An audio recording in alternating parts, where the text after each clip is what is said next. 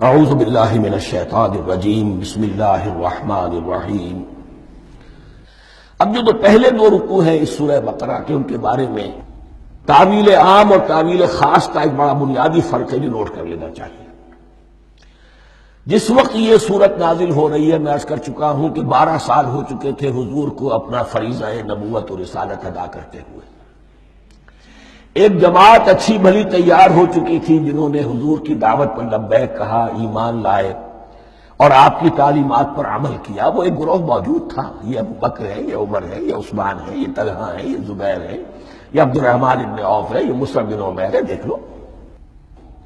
اور ایک گروہ وہ تھا کہ جو حق کو جان کر پہچان کر محض اپنی ضد اور حق درمی کی باعث وہ کفر پر آ گیا تھا۔ اور اب ایک تیسرا گروہ پیدا ہو رہا تھا مدینے میں آ کر، وہ ابھی ایمبریونک سٹیج میں ہے، کہ جو داعی ہے، مدعی ہے کہ ہم مانتے ہیں لیکن حقیقت میں نہیں مانتے۔ یہ تین قسم کے گروہ دنیا میں ہمیشہ پائے جائیں گے، ہمیشہ۔ اب اسے میں اس کو لا رہا ہوں تعویل عام کی طرف۔ جب بھی کبھی کوئی دعوت اٹھے گی انقلابی، ایک ہوتا ہے واعظ و نصیحت، ٹھیک ہے، جس نے بھی فائدہ اٹھایا اٹھا لیا۔ ایک ہوتی ہے دعوت انقلابی، وہ انقلابی دعوت کا ہدف ہوتا ہے نظام کو بدلنا۔ نظام بدلتا ہے تو ظاہر بات ہے کہ جو لوگ اس نظام میں جن کے ویسٹڈ انٹرسٹ ہیں اور جن کو پریولیجز حاصل ہیں، جن کے مفادات ہیں، وہ تو لازماً اپنے نظام کا تحفظ کریں گے۔ ٹکراؤ ہوگا، تصادم ہوگا، تصادم میں جانی نقصان بھی ہوگا، مالی نقصان بھی ہوگا۔ یہ گویا کہ کسی انقلابی دعوت کے لوازم ہیں۔ اگر یہ شے نہ ہو تو دعوت انقلابی ہے ہی نہیں۔ اس اعتبار سے ہر انقلابی دعوت کے جواب میں تین طبقے پیدا ہو جاتے ہیں۔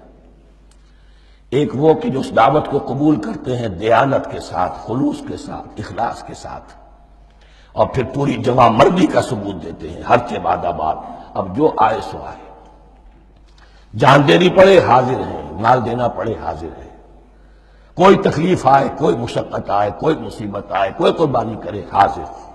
جب پکارا گیا واپس نہیں پھیرا کوئی فرمان جنوں کا، اور تنہا نہیں لوٹی کبھی آواز جرس کی۔ خیریت جا راحت تن صحت داما، سب بھول گئی مصلحتیں اہل ہوس کی۔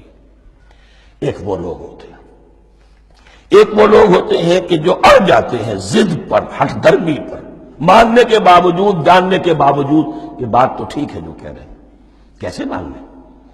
ہماری سیادت، ہماری چودراہٹ، ہمارے مفادات، ہمارے یہ ساری چیزیں ان سب کے اوپر زد پڑ رہی ہے۔ یہ لوگ اڑ جاتے ہیں اور پھر کوئی دعوت، کوئی نصیحت، کوئی مزید افہام و تفہیم ان کے حق میں مفید نہیں ہوتی۔ اس لیے کہ صحیح بات ہے جو کہتے ہیں کہ سوتے کو تو جگایا جا سکتا ہے، جاگتے کو کیسے جگائے؟ کوئی سویا ہوا ہے تو آپ کو جگا دیں گے، جو جاگا ہوا ہے لیکن وہ بنا ہوا ہے، وہ اٹھنے کو تیار ہی نہیں ہے، تو آپ کیسے اٹھا دیں گے اس کو؟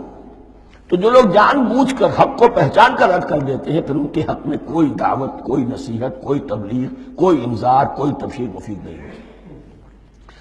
تیسرا درجہ ایسے لوگوں کا ہوتا ہے جو یا تو شروع میں آتے ہی شرارت کے ارادے سے، کوئی مصلحت ہے جس کی وجہ سے اس دعوت کو قبول کر لیا، کوئی ذاتی منفعت ہے جس کے لیے قبول کر لیا، یا یہ کہ شروع میں تو اخلاص کے ساتھ آتے ہیں لیکن جب قربانی دینے کا وقت آتا ہے تو ان کے اندر سیرت و کردار کی وہ مضبوطی نہیں ہوتی کہ ہر چہ بعد آباد، یہ نہیں ہوتی۔ وہ پھر ڈگمگاتے رہتے ہیں، کبھی کچھ چلے پھر کہیں ٹھٹک کر رہ گئے، پھر کہیں کچھ چلے پھر ٹھٹک کر رہ گئے۔ یہ تیسرا طبقہ ہے کہ جو کہتا ہے، دعوی مدعی ہے کہ ہم نے مانا ہے، قبول کیا ہے، بات ٹھیک ہے، کچھ تھوڑا بہت چلتے بھی، لیکن جہاں مشکل آئی چٹک کر کھڑے ہو گئے، عہدے منہ گر پڑے۔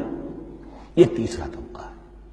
اس کے لیے لفظ ہمارے ہاں منافقین بھی ہے، لیکن اس رکوع میں آ کر، ابھی ان 4 رکوعوں میں نہیں بلکہ سورہ بقرہ میں مکمل میں بھی کہیں نفاق کا لفظ نہیں آیا ہے، اس لیے کہ اسے مرض سے تعبیر کیا گیا۔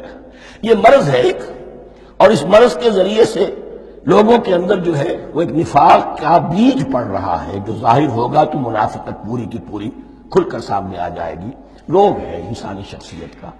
اس حوالے سے وہ تیسری، اور یہ چونکہ اہم ترین حصہ تھا اور یہ مرض اب شروع ہو رہا تھا، مدینے میں، مکے میں نہیں تھا، لہذا زیادہ تفصیل سے اس کے بارے میں گفتگو ہوئی۔